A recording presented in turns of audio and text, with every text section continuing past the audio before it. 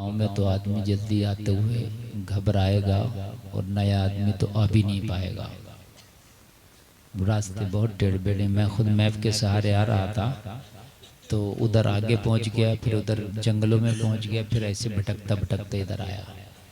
तो गाँव बड़ा रास्ते जो है दुश्वार गुजार है, लेकिन आपको मालूम है गुदड़ियों में लाल होते हैं, है ना। तो माशाअल्लाह मैं दुआ करता हूँ अल्लाह ताला इनके इक़बाल में और बुलंदियाँ अता फरमाए। ये सारे उलमा की यहाँ हाज़िरी, शोरा की हाज़िरी, ये सब आपके इन्हीं की वजह है, शान अरब साहब की, कि जो आज यहाँ पे हाजिर हैं माशाअल्लाह।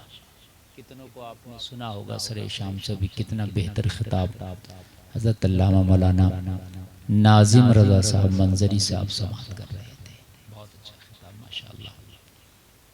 मैं आपके सामने हाजिर हूँ और यकीनी बात तो ये है कि ये अगर कोई प्रोग्राम होता वैसा तो मैं किसी कीमत नहीं लेता कि मैं, मेरे ऊपर बड़ा इस वक्त रात नेपाल साइड में तकरीर की और आया, जुमा में एक जगह तकरीर की तो दिन भर बिल्कुल नहीं सोया, रात भर नहीं सोया, अभी एक जगह तकरीर करके और अभी आ रहा, तो बड़ा एकदम गले पे भी लोड पड़ जाता। फिर हमारी तकरीर जो है कभी कभी ऐसा होता है ना कि लोग छोड़ते नहीं, फिर वो और करो तो उसमें क्या होता है ना कि बहुत लंबा हो जाता है। बहरहाल आपकी मोहब्बतें हैं कि आप भी बैठे हैं इस सर्दी के मौसम में भी। मैं दुआ करता हूँ कि अल्लाह ताला आपके बैठने को भी कबूल फरमाए। किसी का भी यहाँ बैठना मेरा मौला रायगा ना जाए, आप सबके सदक़े में मेरा मौला इस शादी को खाना आबादी बना दे। ये शादी की हसीन महफिल है और ये निकाह के इस हसीन अवसर पर शान अरब साहब ने ज़िक्र रसूल की महफिल को सजाया है। नौजवानों, दो बार इंसान को सजाया जाता है, एक शादी के मौके पर, एक मैयत के मौके पर। याद रखना, शादी के मौके पर हराम कारी तो हम कर लेते हैं, लेकिन वो दिन दूर नहीं है कि तेरी मैयत भी सजे, और जब मैयत सजेगी तो उस वक्त खुदा की कसम ये जितनी भी दुनिया की शहनाइयाँ रंग रंगीलियाँ थी ना, मौत जो है सारे जायक़ों को फीका कर देती है, भुला देती है। और मौत का एक जायका ऐसा है ना कि वो खुदा की कसम इतना कड़वा है, इतना कड़वा है कि क़यामत तक उसकी कड़वाहट आप महसूस करोगे। खतरनाक है। इसलिए शादियों को आप नाच गाने, तमाशा गाह, मेला, ये शादी को आप हराम कारी और खुराफात का अड्डा ना बनाएं। शादियों को अगर बनाना है तो ऐसा बना दें कि तुम्हारी शादी को देखकर लोगों को अल्लाह के रसूल की सुन्नतें याद आ जाएं। बहुत अच्छा बोल रहा है, अब ठीक हो गया, इसको अब मत छूना, सही है, बस ठीक है। अल्लाह के रसूल की सुन्नतें याद आ जाएं, ऐसी शादी। कितना अच्छा होगा कि तेरी शादी से किसी को रसूल की सुन्नतें याद आए, तेरी शादी से कोई हराम काम से तौबा करे, तेरी शादी से कोई बुरे काम को छोड़ दे, तेरी शादी से कोई दुनिया की खुराफातों को ठोकर मार दे, तेरी शादी से कोई ऐसे काम को छोड़ दे कि जिससे अल्लाह उसका रसूल नाराज हो रहा था। तेरी शादी देखी, उसके दीन में खुदा की कसम अल्लाह की रस्सी को मजबूती से पकड़ने का ख्याल आ गया। कैसी शादी होगी वो प्यारी, ऐसी शादी होना चाहिए। नौजवानों, थोड़ी देर के लिए शैतान इतना नशे में चूर कर देता है इस शादी को, इतना नशे में चूर कर देता है कि वो न बाप की सुनता, न खानदान की, न इमाम की, न मौलाना की, वो अपने ही रंग में रंग के। और जब वो नाच गाने करके निकलता है ना तो कुरान कहता तुझे पता नहीं है, तू नाच गाने करके बेहोश होकर निकला तो है, लेकिन जिससे तेरा पाला पड़ने वाला ना तू जानता नहीं वो कौन है। नाच के, कूद के, खूब तख्त तोड़ के, डीजे बजा के, अब पता नहीं पाला किससे पड़ने वाला है। कुरान कह रहा उससे पाला पड़ने वाला जो तेरी टेढ़ी पसली से पैदा किया। व खलक़ मिनहा ज़ौजहा, हजरत आदम से हजरत हव्वा को पैदा किया। मतलब आप, और पैदा करने के बाद अल्लाह ने फरमाया कि हमने उनसे यानी किन से? हजरत आदम से हजरत हव्वा को पैदा किया। अब जरा गौर करें, ये गौर करने का मकाम है। और मैं आपको बताता हूँ शादी की अहमियत और शादी की जरूरत और शादी की हकीकत। आज आप सुन लें। देखिए, तकरीर से कुछ लोग इस्लाह हासिल करते हैं और तकरीर से कुछ लोग जो हैं खाली वक्ती तौर पर उन्होंने मजा लिया और चले गए। लेकिन जो इस्लाह हासिल करते हैं ना, खुदा की कसम वो तकरीर उन्हें कब्र में भी कामयाबी की मंजिलें दिखाती है। आप जरा सुने कितनी जरूरी है शादी। मैं आपको बताऊं, जब इतनी जरूरी है ये शादी, तो फिर इस शादी को हम क्यों यार इस खुराफातों की नजर कर दें? देखें, हजरत आदम को अल्लाह ने जब पैदा किया और रूहे नबी को डाल दिया और फिर नूरे मुस्तफ़ा को डाल दिया और फिर कहा आदम मैंने तुम्हारे लिए बड़ा खूबसूरत घर बनाया है, जन्नत रहो। तुम्हारे 5 स्टार होटल से भी बेहतर है, 7 स्टार से भी बेहतर है। दुनिया का कोई ऐसा होटल फैसिलिटी प्रदान नहीं कर सकता कि जैसी जन्नत फैसिलिटी प्रदान करती है। बूढ़ा मरेगा, जन्नत में जवान हो जाएगा। जरा बोलो ना यार सुभान अल्लाह। क्या बताओ, कोई दुनिया का ऐसा होटल है कि बूढ़ा जाए जवान हो जाए? नहीं ना।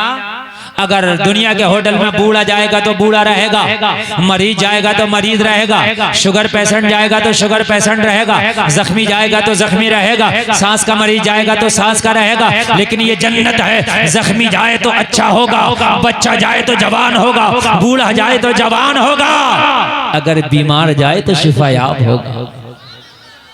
कैसी फैसिलिटियां हैं जन्नत में, मुझे बताइए आप। और सुने आप, जन्नत में गरीबी नहीं होगी, जन्नत में चोरी का डर नहीं, जन्नत में लाइट का बिल नहीं जाएगा, जन्नत में कोई छापा नहीं मारेगा, तुम्हारी कोई बाइक की चेकिंग नहीं करेगा, कोई कार का चलान नहीं करेगा। मजे ही मजे, जो सोचोगे वो खाने मिलेगा। समझ रहे हैं कितनी लज्जत है। लेकिन ऐसे नहीं है कि फजर का वक्त हो रहा है तुम रजाई ओढ़ के पड़े हो, ऐसे नहीं है मेरे अजीजों। मेरे अजीजों, ये तब है कि जब मुअज्जिन कहे हय्या अला सलाह, आ नमाज की तरफ आ जा, तो उस वक्त कह दे अब रजाई तुझसे प्यार नहीं है, मुझे मेरे रब की नमाज से प्यार है। उनको जन्नत मिलती है। एक बुजुर्ग थे हमारे रामपुर में, वो मजजूब टाइप के थे, तो वो कहते फिरते थे जो यहाँ देखेगा टीवी टीवी टीवी, उसको वहां न मिलेगी बीवी बीवी बीवी। और उनकी बात सही थी। यानी हुराने जन्नत आपको अता की जाएंगी, जन्नत की हूरें, और वो इतनी खिदमत गुजार होंगी आपकी कि शायद दुनिया की बीवी भी इतनी भी आपकी खिदमत गुजार ना हो। वो आपके एक हुक्म को पाएंगी और आपके हुक्म को बजा लाएंगी। तो टीवी से मुराद यही जो आजकल की टीवी सिनेमा आप देख रहे हैं, जलसे में आने वालों एक बात कान खोल के सुन लो, ये छोटी सी जिंदगी है, वहां बहुत बड़ी जिंदगी है। वहां इतनी बड़ी है कि उसकी कोई लिमिट नहीं, कोई सीमा नहीं। उस बड़ी जिंदगी को इस छोटी जिंदगी के चक्कर में खराब ना, वो बहुत बड़ी जिंदगी और ये बहुत छोटी सी जिंदगी है। तो इस छोटी सी जिंदगी के चक्कर में उस बड़ी को खराब ना करो। उस बड़ी के चक्कर में चाहे छोटी कांटों पर गुजर जाए, लेकिन वो बड़ी हमारी अच्छी होना चाहिए। सहाबा ने यही तो किया। अब शादी देखें कितना जरूरी है। हजरत आदम को जन्नत में रख दिया जहाँ पर खुशबुएं बाहर ही बाहर हैं, मजे ही मजे हैं, खाने खाने, आराम ही आराम है, सुकून ही सुकून है, चैन ही चैन है, टेंशन नहीं, बीमारी नहीं। लोगों शहद खाली से छलकते हुए जावे, शराबे तहूर है। लोगों जरा गौर करो, परिंदों के पहरे हैं, जहाँ के जो नहरें हैं लोगों उसके किनारे भी सोना और चांदी के हैं, बर्तन याकूत और मरजान के, हीरा मोती के हैं। लोगों जरा गौर करो, ऐसी खुशबुओं वाली जन्नत के जिसका गारा को अंबर से बना है। लोगों इतनी खुशबू वाली जन्नत में आदम को रखा। अल्लाह ने पूछा आदम मजे में हो? अर्ज की मौला जन्नत में सुकून नहीं है, कुछ ऐसा पैदा कर जो दिल को सुकून। पता ये चला कि जब जन्नत में सुकून नहीं है बगैर जोड़े के, तो दुनिया में कहां से सुकून होगा। गौर करें कितनी प्यारी बात मैं आपको बता रहा हूँ। जन्नत में हजरत आदम ने मौला जन्नत बहुत अच्छी है, मौला इसकी बहारें लाजवाब है, इसकी खूबसूरतियां लाजवाब है, लेकिन मेरे रब कुछ ऐसा सामान पैदा कर जो मेरा दिल लगे। जन्नत में दिल लगे, दुनिया का कोई 5 star hotel, 7 star, 9 star hotel नहीं जो जन्नत की पुरसुकून जैसी जिंदगी आपको दे सके। है ही नहीं कोई भी चीज। लेकिन हजरत आदम करे मौला कुछ ऐसा सामान पैदा कर जो दिल को सुकून दे सके। अगर दिलों का सुकून चाहते हो तो सिनेमा घर नहीं, सिगरेट नहीं, गुटखा नहीं, शराब नहीं, जुआ नहीं, फिल्म नहीं, क्रिकेट नहीं, निकाह करो। क्या करो? निकाह करो, वो भी वक्त पर करो। आज निकाह को देर कर रहा है सेटलमेंट के चक्कर में कि मैं इधर सेटल हो जाऊं, उधर सेटल हो जाऊं, उधर सेटल हो। निकाह के चक्कर में देर कर रहा है, सेटल के चक्कर में कहीं और सेटल ना हो जाइए। और ऐसा होता है, सेटल के चक्कर में पहले निकाह करो, और निकाह अगर सही तरीके से तुम्हारा हो गया तो इंशाअल्लाह जिंदगी में सुकून और बहारें आ जाएंगे। आप ही देखना, बहुत से लोग कहते हैं शादी करके फंस गए, ये सब खाली की खुराफात हैं। समझ रहे हैं आप? शादी करके जिंदगी की एक लज्जत अलग है, शादी करने के बाद जिंदगी की बहारें ही बहारें हैं। लेकिन शादी जब तूने शैतानों की तरह से की है, जब तूने शादी बॉलीवुड की तरह से की है, नचकइयों की तरह से की है, तो हमारी कोई गारंटी नहीं है। तू जान अपनी शादी को। अगर शादी मुस्तफा की सुन्नत की बहारों में खुदा की कसम झूम के करेगा, मुस्तफा की सुन्नत के मुताबिक करेगा, तो गुलफाम रजा तुझे स्टाम्प पेपर पे लिख के दे सकता है शादी के बाद परेशानी है ही नहीं, बहार ही बहार है। मेरे नबी की हदीस झूठी हो ही नहीं सकती, नहीं हो सकती मेरे नबी की हदीस झूठी। चक्कर में पड़े हुए हैं कि भाई पहले सेटलमेंट कर लें, पहले ये कर लें, पहले वो कर लें, और चक्कर में पड़ रहा। अगर अल्लाह ने जवानी दी है, जवान हो गया तो पहले अब निकाह कर। कोई लड़की नहीं दे रहा तो तू इतनी मालदार की देख क्यों रहा जो तुझे कोई दे नहीं रहा? बात है कि नहीं? मेरी बात गलत तो नहीं है ना? देख क्यों रहा इतने मालदार की? जब तू अपने इतनी मालदार की देखेगा तो फिर करता, फिर तो फिर ऊपर तो कुछ है ही ना, ऊपर की तो कोई लिमिटेशन भी नहीं है भाई। तू घर बना ले, उसके ऊपर भी है। फिर लोग ढूंढेंगे यार इसका घर एक शहर में भी हो, तू शहर में बना ले तो लोग कहेंगे जॉब भी हो। तू जॉब भी लगा ले तो लोग कहेंगे कि यार जॉब तो बड़ी जॉब हो। तू बड़ी जॉब लगा ले तो लोग कहेंगे इससे भी बड़ी हो। फिर उससे बड़ी लगा ले तो लोग कहेंगे सियासी हो। तू सियासी बन जा तो लोग कहेंगे समाजी हो। मर जाएगा, बुढ़ा होकर मर जाएगा, मगर कोई लौंडिया ना देगा। मेरी बात गलत नहीं है मेरे भाई, मेरी बात गलत नहीं है, समझ रहे हैं आप?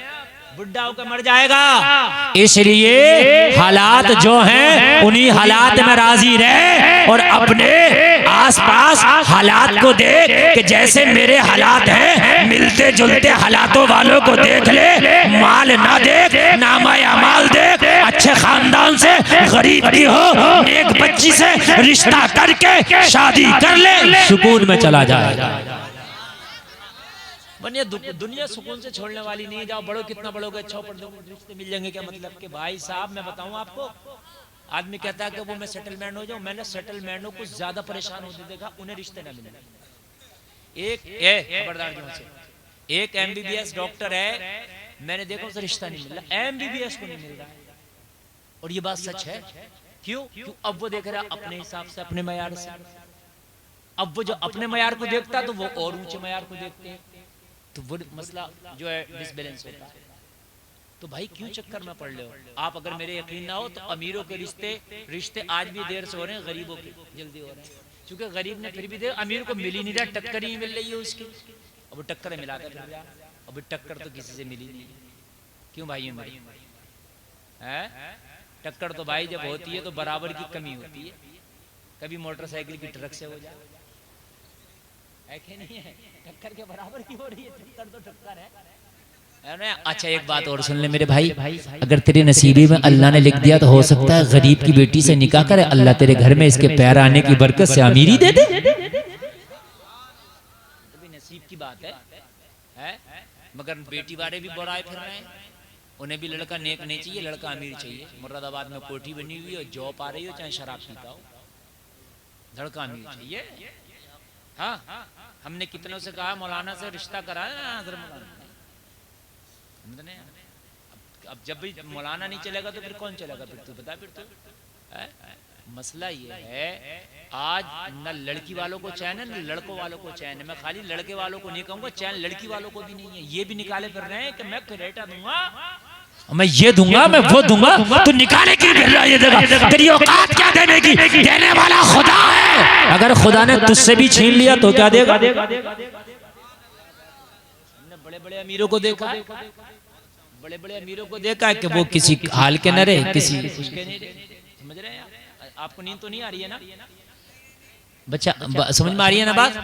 हाँ, दिल सुन ले थोड़ी देर। देखो मैं बहुत थका हुआ हूँ इस वक्त, यकीन मानना मेरा बदन बहुत टूट रहा। मैंने सोने की जरूरत थी लेकिन मैं मोहब्बत में आ गया शान अरब भाई की, और आप लोग भी बड़ी मोहब्बत से बैठे हैं। यकीनन आप बहुत मोहब्बत से बैठे हैं, मेरी तकरीर के सुनने के हकदार हैं, इसलिए थोड़ी देर में आपको सुना देता हूँ। ये ना करें यार, ये ना करें यार कि अब हम टक्करें देख रहे हैं। खुदा की कसम, अगर एक जुमला मैं बोल रहा हूँ, बहुत गहरा जुमला बोल रहा हूँ, अगर मौला अली आ जाते कि मैं अपने बेटे हसन और हुसैन की शादी अपने टक्कर के हिसाब से करूंगा, कयामत आ जाती, अली की टक्कर का घराना ना मिलता। बताओ क्या मिल जाता? किसकी टक्कर का? मुजलाओ हुसैन की टक्कर का, कि जिसका बाबा अली हो, जिसकी माँ फातिमा हो, जिसका नाना मुस्तफा हो, जो खुद जन्नती जवानों का सरदार हो। लाओ ऐसी टक्कर यार, लाओ। आप ईरान की कैदी लड़की से शादी की है मेरे हुसैन से, हजरत शहरबानो से निकाह किया है, ईरान की कैदी बन के आई। बौखला गए लड़की वाले भी, और ये लड़के वाले तो बौखलाई गए, लड़की वाले भी बौखला गए, इसलिए निकाह में देर हो रही है। नहीं से पसंद आ रहा, नहीं से पसंद आ रहा। अल्लाह ने इसके 4 पैसे क्या दे दिए, इसे थोड़ा चमकता हुआ क्या बना दिया। रिश्ते पसंद नहीं आ रहे, बूढ़े कर लिए बच्चे और बच्चियों, रिश्ते नहीं पसंद आ रहे। अब क्या बच्चा मुंह से कहेगा खड़े होकर कि मेरी शादी कर, कि बेटी मुंह से कहेगी कि मैं भाग जाऊंगी मेरी शादी कर। ये तुझे भी देख रहा, अल्लाह के रसूल ने कहा 4 चीजों में जल्दी करो। कोई मर जाए तो दफन करने में जल्दी करो, कर्जा ले लो तो अदा करने में जल्दी कर लो, गुनाह कर लो तो तौबा में जल्दी करो, बच्चे जवान हो जाएं शादी में जल्दी करो। चारों चीजों में देर हो रही है, चारों में। गुनाह के बाद तौबा नहीं हो रही है जल्दी, बुढ़ापे में कर लूंगा जब बाल दाढ़ी के सफेद होंगे। तुझे पता सफेद होंगे कि नहीं होंगे?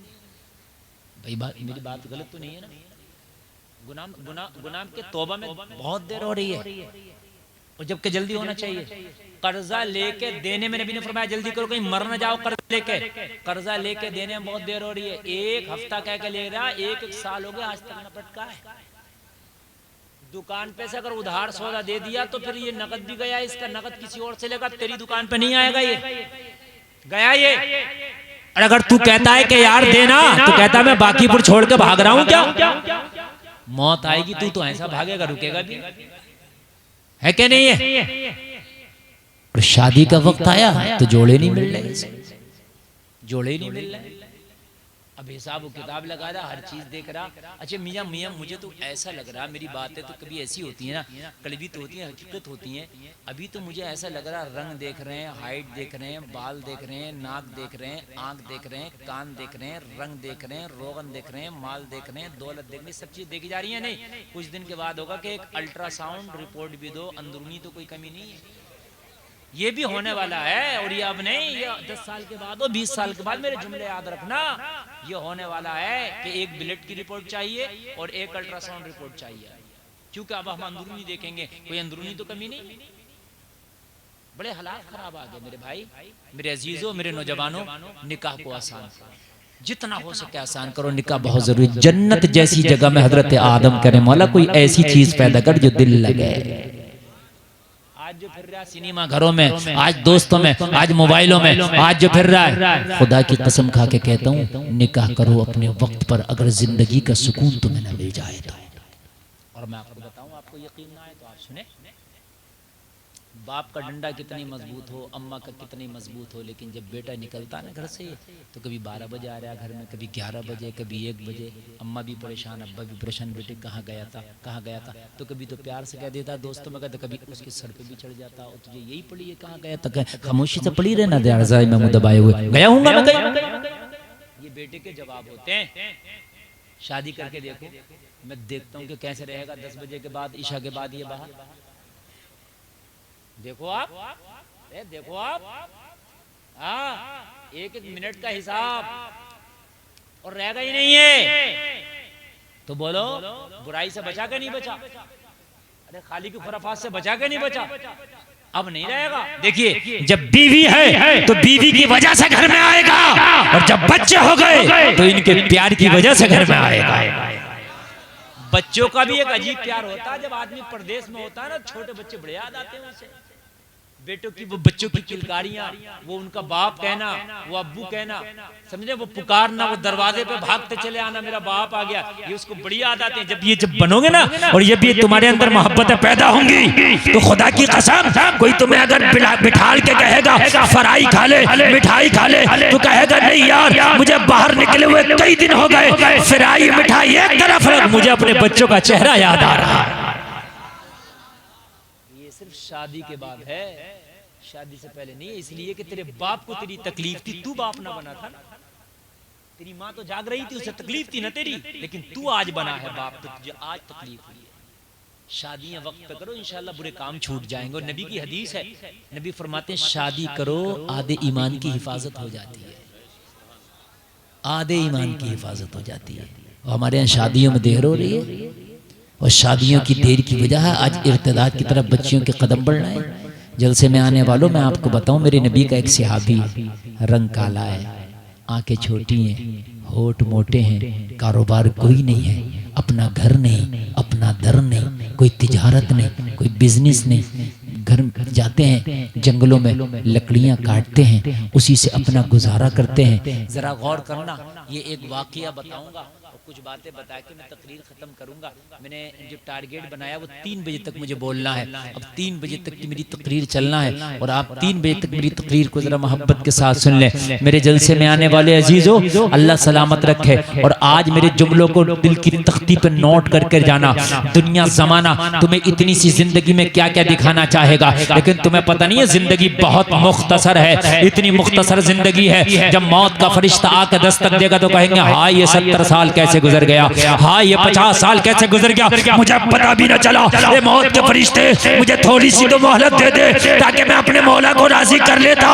मौत का फरिश्ता कहेगा सुन, जब मौत आएगी तो मैं एक सांस की भी तुझे मोहलत नहीं दूंगा। मेरे रब का फरमान है कि मेरे रब का हुक्म हुआ है कि इसकी यहीं से सांस खींच ले, अब मैं एक सांस की तुझे मोहलत की इजाजत नहीं दूंगा।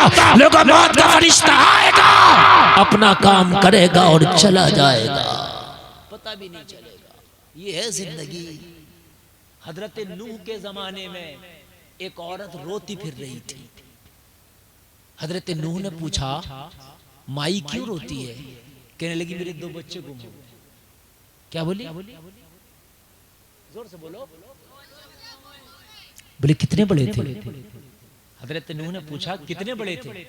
कहने लगे हुजूर, एक की उम्र 350 साल थी, एक की उम्र 300 साल थी। और करें, करिए 2 बच्चे गुम हो गए। बच्चे उम्र पूछा तो कितनी बताई? 350 साल, और एक की 300 साल का। बूढ़ी 300 साल और 350 साल को बच्चे कहती है? जरा गौर करो। तो कहने लगी हाँ बच्चे ही हैं, क्योंकि उस जमाने में लोगों की उम्र 100 से नहीं बल्कि 1000 साल होती थी। खुद हजरत नूह की उम्र 950 साल है। तो जब आदमी की उम्र 1000 साल होगी तो 300 साल तो बच्चा ही लगेगा ना उसके लिए। हजरत नूह ने फरमाया बूढ़ी माई तुझे पता है एक उम्मत आएगी आखिर में, जो आखिरी नबी की उम्मत होगी। पता है उसकी उम्र कितनी होगी? कहा नूह कितनी होगी? कहा उसकी उम्र होगी 65 और 70 साल सिर्फ। कहा इतनी सी? कहा फिर तो शायद वो घर भी ना बनाएंगे। कहा पूरी जिंदगी वो घर बनाने में गुजारेगा। कहा 65-70 साल के लिए भी वो लोग घर बनाएंगे? कहा उनकी जिंदगी घरों की जस्तजू में गुजरेगी। ये घर ऐसा हो, वो घर ऐसा हो, यहाँ घर ऐसा हो, वहाँ मकान ऐसा हो। जलसे में आने वालों जिनकी जिंदगियां 900 साल की हुई, 1000 साल की हुई, उन्होंने घरों पे तवज्जो नहीं दी, बल्कि कब्र वाला घर अच्छा हो इस पे ज्यादा तवज्जो दी है। इस पर खास तवज्जो दी। मेरे नबी ने फरमाया उस सहाबी से जो होठ मोटे हैं, रंग काला, आंखें छोटी है, कारोबार कुछ नहीं, अपना घर नहीं, लकड़ी काट के पेट भरता। का मेरे सहाबी शादी कर लेना। अर्ज़ किया रसूल मुझसे कौन शादी करेगा? काला कलूटा हूँ आका, मेरे पास न रंग है आका, न रोगन है, न माल है, न दौलत है, न कारोबार है, न बिजनेस है, न तिजारत है, कुछ नहीं आका, कौन करेगा? नबी ने फरमाया तुझसे शादी मदीने का एक अमीर अपनी बेटी से करेगा। अमीर, मैं तो गरीब की बेटी से भी राजी हूँ। नबी ने फरमाया जाना फला अमीर के दरवाजे पे जाके हाथ मांगना और कह देना तेरी बेटी का रिश्ता मोहम्मदुर रसूलुल्लाह का हुक्म है, मैं मांगने आया हूँ। अमीर है और ये पहुंच गया चौखट पे उसकी, और पहुंच करके दस्तक भी लगा दी, और जब दस्तक लगा दी निकल के आया, क्यों? कहने लगा मैं रिश्ता मांगने आया हूँ। रिश्ता मांगने? तेरे जैसे तो मेरे यहाँ काम भी नहीं कर, तो रिश्ते की बात कर रहा। कहने लगा मेरी तो औकात नहीं है मैं मांगने आ जाऊं, मेरी क्या औकात, मैं तो डर की वजह से ना हूं, भेजने वाला मोहम्मद अरबी है। जरा और जोर से बोलो यार। आए हाय, नींद तो नहीं आ रही ना? माशाल्लाह, बहुत अच्छा सुन रहे हैं आप। हाँ बस थोड़ी देर जरा सुन लें आप, बहुत अच्छा सुन रहे हैं माशाल्लाह। कहने लगा आका मेरी तो हिम्मत नहीं, कहा मैं भेज रहा हूँ, कहा मेरी हिम्मत नहीं थी मैं आता, लेकिन भेजने वाला कौन है? नाम सुन ले, कहा कौन है? कहा आमिना कलाल मोहम्मदुर रसूलुल्लाह है। अब बता वापस जाऊं कि रिश्ता कबूल करता है? कहने लगा रुक जा यार, मशवरा कर, तुझे भेजने वाला बहुत बड़ा है। और बेटी से भी पूछ। एक बात मैं आपको बता रहा हूँ, यह मसले के तौर पर, रिश्ता जब किया करो ना अपने घर की बच्चियों का, तो जहाँ लड़कों से पूछते हो तेरा रिश्ता वहां करना चाहते हैं, वहां बेटियों से भी पूछा करो। ऐसा नहीं है कि बेटियों से बगैर पूछे रिश्ता कर देते हो, इनका भी हक है, शरीयत ने इजाजत दी, इनसे भी पूछो। चाहे आप न पूछ सको, घर की खवातीन के जरिए पूछवा लो, और अगर ये नाम सुन के खामोश भी हो जाए ना तो रजामंदी समझ लो। सुकूत कर, अगर कोई खामोश है तो समझ लो उसकी रजामंदी है, लेकिन मालूम जरूर किया करो। एक तरफा चाल नहीं होना चाहिए कि लड़के से तो खूब पूछा जा रहा, लड़की से नहीं पूछा जा रहा। रजामंदी होना चाहिए। कहा मैं बेटी से पूछ लूं? कहा जा, ये इंतजार में है। घर गया, कहने लगा रिश्ता आया। बेटी के माने कि इतनी जल्दी आया है? उससे कह दो इतनी जल्दी हमने नहीं करना, हमारी एक बेटी है, इसको बड़े नाज और न्याम के साथ हमने पाला है, हम इसकी शादी बड़ी धूमधाम से करेंगे, बड़ी आन बान शान से करेंगे। इसकी शादी ऐसे कैसे कर दे, किसी के हाथ में हाथ कैसे दे दे? कहा वो तो मैंने भी कहा था, मैंने भी मना कर दिया था, मगर रोक के इसलिए आया हूँ, जो आने वाला आया है अपनी मर्जी से नहीं आया, भेजने वाला मोहम्मद का भेजा आया। अब बता क्या करें? तो माँ ने कहा फिर एक काम न कर, मेरी तो इजाजत है, मोहम्मद का भेजा आया तो बेटी से और पूछ ली। हाय हाय सुभान अल्लाह, बेटी से पूछा, कुर्बान जाए यार, लाजवाब बेटी है सुभान अल्लाह। बेटी हो तो ऐसी हो। कहने लगी बेटी रिश्ता आया। कहने लगा बाप कैसा आया? कब वो छोड़ कैसा आया? वो अगर बताऊंगा तो पता नहीं तुझे क्या समझ में आए कि नहीं। भाई इतना पूछ ले कि भेजा किसने? कहा किसने भेजा? कि रिश्ता भेजने वाला कोई और नहीं, नबियों का सरदार तेरा और मेरा आका है। सुभान अल्लाह, सुभान अल्लाह। तो बेटी ने जवाब दिया मैंने देखना नहीं है लड़का कैसा, मैंने देखना नहीं है कारोबार क्या, मैंने देखना नहीं है उसका घर क्या, मैंने देखना नहीं है उसका बार क्या, जो हो वो हो, अल्लाह के रसूल ने भेजा तो कबूल कर लिया जाए, कबूल कर लिया जाए। कहा बेटी कबूल भी इतनी जल्दी? पहले परख लो। कहा नहीं नहीं कबूल कर लो, कहीं देर ना हो जाए, रिश्ता कहीं रह ना जाए। कहा बेटी बिना देखे? तो जवाब सुनो यार, ईमान ताजा हो जाएगा। कहने लगी ओ बाप, अब जो रिश्ता कर रही हूँ वो चेहरे पे नहीं कर रही हूँ, अब जो रिश्ता कर रही हूँ माल और दौलत पे नहीं किया जा रहा, बल्कि कयामत के दिन जब बीवियों को लाया जाएगा, शोहरों को लाया जाएगा, उनके रिश्ता कराने वालों को लाया जाएगा, सबका नाम आया माल खोला जाएगा। मौला इसकी बीवी ये है, रिश्ता कराने वाला फला है, इसका शोहर ये है, रिश्ता कराने वाला फला है। जब मुझे पेश किया जाएगा तो फरिश्ते कहेंगे मौला इसका शोहर ये है और रिश्ता करने वाला मोहम्मदुर रसूलुल्लाह है। तो बस मेरे लिए तो यही फख्र की बात है, मेरे लिए तो यही कमाल की बात है, बस मेरे लिए तो यही बड़ी बात होगी। इसलिए मैंने रिश्ते को नहीं देखना है कि कौन लाया, ही देखना भेजा किसने। रिश्ते जब आया करें माली एतबार से अगर कमजोर हो तो उनको आमाल के एतबार से तोला करो कि हसब व नसब तो ठीक है, चालो चलन तो ठीक है, बस दीनदार तो है, ये चीजें अगर मिल जाएं तो दूसरी चीजें अगर हल्की भी हैं तो उन पर आप राजी हो जाओ और अल्लाह की रजा में राजी हो जाओ, छोड़ दो, अल्लाह ताला बरकतें अता फरमाएगा। का मौला हजरत आदम ने कहा मौला जन्नत तो अच्छी है, लाजवाब है, मगर कुछ ऐसा सामान पैदा कर जो दिल को सुकून मिले। काहे को सुकून मिले? दिल को सुकून मिले। तो कान खोल करके सुनो, अब दिल का सुकून अगर आप चाहते हो तो आपको सिनेमा घरों में नहीं मिलेगा, दिल का सुकून आपको दुनिया के बाजारों में नहीं मिलेगा, बल्कि निकाह में मिलेगा। और निकाह के अलावा जो ये मसले हैं, फ्रेंडशिप, दोस्ती, पोस्ती, ये सब तबाही और बर्बादी है। इसमें सुकून नहीं, इसमें एक नंबर की बर्बादी है। कान खोल करके सुन ले, निकाह एक ऐसी चीज है जो प्यारे आका ने बड़ा प्यारा रिश्ता बना दिया है। हजरत आदम की बाईं पसली से हजरत हव्वा को पैदा कर दिया, और पैदा करने के बाद में जन्नत में दोनों की शादी। सुभान दोनों। अब एक नुक्ते की बात, पॉइंट नोट करें। हजरत हव्वा को जब पैदा किया तो ना पैर की हड्डी से, वो चाहता पैर की हड्डी से पैदा कर देता, न सर की हड्डी से, सीने की हड्डी से। मिजाज दे दिया, मिजाज दे दिया। औरत सर में बसाने की चीज भी नहीं है कि दिमाग पर सवार कर लो। औरत पैर से मारने की चीज भी नहीं है। औरत अगर तुम्हारे निकाह में हो तो ये दिल लगाने की चीज है, और दरमियानी चाल चलने की, यानी न सर पे आप बैठाना है और न पैरों में कुछ चलना है।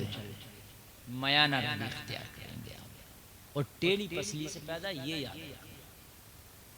अगर सीधे तुम इसे करना चाहोगे तो टूट जाएगी, मगर सीधा ना हो सकेगी। बड़े बड़े बादशाह से सीधा कर सके, बड़े बड़े सूरमा ना सीधा कर सके, जिनके नामों से ना बड़े बड़े बाहर कांपते, अंदर आके वो कांपते हैं। इसलिए याद रखना, अल्लाह ही सीधा करेगा। दुआ के जरिए सीधा हो सकती है। आप चाहो कि मेरे रोबो दबदबे के जरिए सीधा हो जाए तो बड़े बड़े अच्छे यारा नाच नचा के तुझे पता नहीं है, टेढ़ी पसली से पैदा बेटा, अगर टेढ़ा ना कर देगी तो नाम नहीं है। हाँ, जिंदगी कटती है कोर्ट और कचहरी में, फिर कहता मौलाना फंस गया। मैं फंस नहीं गया, फंसा तो खुद है। जब जाल लगा रहा था तब नहीं दिख रहा था मैं फंस जाऊंगा। जब जाल तेरा लग रहा था तब नहीं दिख रहा था कि मैं फंस जाऊंगा। मैं कहां जा रहा हूं? अब कह रहा मैं फंस गया। शादी हुई थी तो छोटा भैया भी पटाखे की पेटी लेकर छत पे चढ़ा हुआ था, नहीं सुनने था किसी। मेरी बात गलत नहीं है?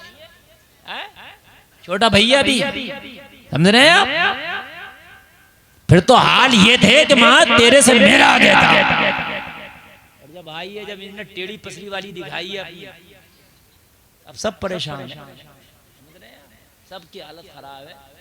अब कह रहे हैं कि हजरत क्या करें, बहुत सीधी नहीं चल रही। तो हमने कहा सीधा तो तू भी नहीं चला था भाई। जाहिर सी बात है, जो बोगे यार वो काटोगे, जाहिर सी बात है। जैसा बोना वैसा काटना, बीज जो डालोगे वही फसलें उसकी उगा करती हैं। जलसे में आने वाला होना ये चाहिए। अगर निकाह है तो दूल्हा को चाहिए कि वो शुक्राने के नफल अदा करे, दुल्हन को चाहिए शुक्राने के नफल अदा करे, वालिदैन शुक्राने के नफल अदा करे, भाई और बहनें शुक्राने के नफल अदा करें। और दुआ करें मौला, जो हमारे घर में दुल्हन बन के आ रही है, हमारे लिए अजनबिया है, हम उसे जानते नहीं है मौला, हमने पहचाना नहीं है, लेकिन मौला तू उसके कदम हमारे लिए बाबरकत कर देना। मौला हमारी फैमिली के लिए रहमत बना देना। या अल्लाह हमारे घर में उसका आना मुबारक कर देना। या अल्लाह अगर उसके अंदर कोई टेढ़ापन है तो अपनी रहमत से सीधा कर देना। उसके आने से हमारे घर में बहारें अता फरमा देना। तो इंशाअल्लाह बहारों का मौसम, इंशाअल्लाह बहारों का मौसम, बहारों का मौसम यार हम खुद खत्म कर देते हैं। मौसम खिज़ा में मेरे अजीजों बड़ा देखा गया है, बड़ा देखा गया है कि जब शादी का दिन आता है ना, तो वो हराम खोरियाँ हमारी शादियों में हो रही हैं। वो हराम खोरियाँ शादियों में हो रही हैं कि शादी के नाम पे जूता चुराई का जो है हक दिलाया जा रहा है। बताओ, सुन्नत में और चोरी। अरे नबी की सुन्नत है निकाह करना, और उसमें चोरी का क्या वो था, मगर उसमें हक दिलाया जा रहा है कि चोरनी का भी हक दो, चोर का भी हक दो। मेरे अजीजों, शादी करो क्या ना मैं सुन्नत रसूल के मुताबिक करूंगा, ना मैं जूता चुराई की रस्म को मानूंगा और ना मैं दूसरी गलत रस्मों को मानूंगा। हाँ हाँ, अगर कोई जायज मामला है, कोई सवाब का मामला है तो अल्हम्दुलिल्लाह उसमें पीछे नहीं हटूंगा। है कि नहीं, उसमें नहीं पीछा। इन बातों का आप ख्याल में रखें भाई।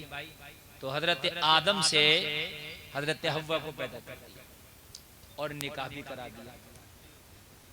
बेटे थोड़ी देर 9 मिनट हो रहे तो मोहब्बत से सुन लें आप जरा। हाँ, आप बिल्कुल बात ना करें। अगर आप बात करेंगे ना तो फिर समझ लीजिए कि जो तकरीर का रंग चल रहा है ना वो फीका पड़ जाता है। निकाह की अहमियत को समझो दोस्तों। और जब शादी हो किसी की तो कोशिश ये करा करो कि उसके वलीमे में या उसके मंडिया में या उसकी और रस्म में शामिल हो या ना हो, उसके निकाह में शामिल हो। सवाब निकाह में शामिल हो। मेन चीज क्या है? निकाह है। निकाह और निकाह सही से होना चाहिए, भी ख्याल रखो। निकाह पढ़ाने वाला भी ठीक हो, वकील भी ठीक हो। वकील जो है और जो गवाह है ना, गवाह फर्ज है निकाह में। और गवाह क्या करते हैं, किसी को भी उठाया, दाढ़ी नहीं है चेहरे पे, नमाजी नहीं है, समझ रहे हैं, और उसने पता नहीं मस्जिद में गए हुए, उसे जुमे में गया था कि नहीं गया था कि तुम मुखिया साहब तुम गवाह बन जाओ। मुखिया साहब भी सीना तान के आ रहे हैं कि हाँ साहब हम गवाह बन जाएंगे ना। गवाह आदिल हो, बाशरा हो, सच्चा हो, वादे का पक्का हो, अल्लाह से डरने वाला हो, एक मुश्त दाढ़ी हो, उसको गवाह बनाओ। बात समझेंगे? इसको गवाह बनाओ। ऐसे नहीं किसी को भी पकड़ के गवाह बना दिया। दूसरी चीज है महर, ये वाजिब है, जरूरी है, ये लाजमी है। महर को क्या कह रहा है? उधार बांध। जो लाजमी है इसे उधार बांध दो। 10 लाख की शादी कर रहा, महर उधार बनवा रहा। 10 लाख की शादी में कोई उधार नहीं था, खाली महर की बात आई, उधार बांध दो। जलसे में आने वालों, मैं आज आपको बताऊं महर की अहमियत।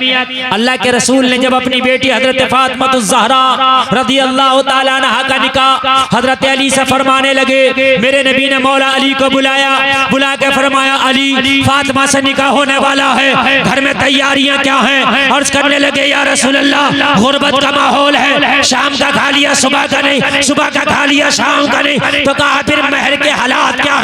कहा आका कुछ नहीं है, कोई इंतजाम नहीं है। मेरे नबी ने फरमाया खाने पीने की बात छोड़ो, मगर फातिमा के महर का इंतजाम करो। ये है महर।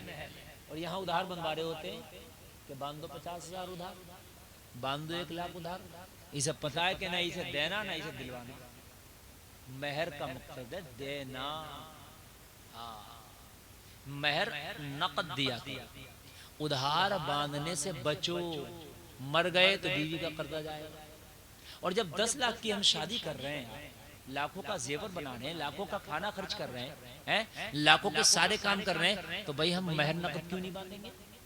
ये वाजिब है, लाजमी है। इसी को कहते हैं उधार बांध दो ना। नकद हस्बे हैसियत, जो हैसियत है उसके मुताबिक। कहा अली महर का इंतजाम करो। अर्ज किया आका मेरे पास तो कुछ नहीं। नबी ने फरमाया फिर घर में क्या? अर्ज किया रसूल एक जिरा है, मैं जिसे पहन के जंग करता हूँ। जिरा जिसको पहन के लोहे की जंजीर की होती थी, उसको पहन के जंग किया जाता था। आका जिरा है जिसे पहन के मैं जंग करता हूँ। मेरे नबी ने फरमाया फिर उसी को फरोख्त कर दो, मगर फातिमा के महर का इंतजाम करो।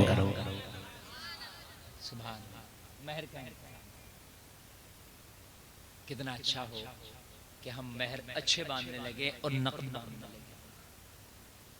अली ने वो जिरा बेच दी और जिरा बेचने के बाद में आका की बारगाह में वो रकम पेश कर दी, या रसूल अल्लाह ये मेरी जिरा के रकम है। और जब निकाह हुआ हजरत फातिमा का तो उसी रकम से महर अदा कर दी गई। और अब आगे सुने जरा बड़ी अहम बात। हजरत फातिमा का डोला उठने लगा। मेरे नबी ने हजरत फातिमा के कान में विदाई के वक्त इरशाद फरमाया, फातिमा महशर में मुझ मोहम्मद से इस हाल में मिलना कि तुझसे तेरा शौहर अली राजी हो। सुभान अल्लाह, यार जरा जोर से बोलो सुभान अल्लाह। कितना अच्छा पैगाम मेरे नबी दे रहे हैं, कितना अच्छा पैगाम। आज जो बेटियों के घर बिगड़ने हैं उनमें माओ के हाथ बहुत ज्यादा हैं। कहती हैं झुकने की जरूरत नहीं है, ईंट से ईंट बजा दो।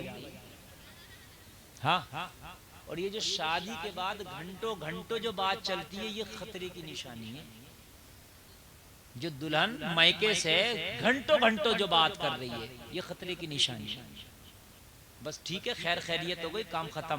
ये जो घंटों घंटों है, क्या बात चल रही है, फिर तो आपको पता है।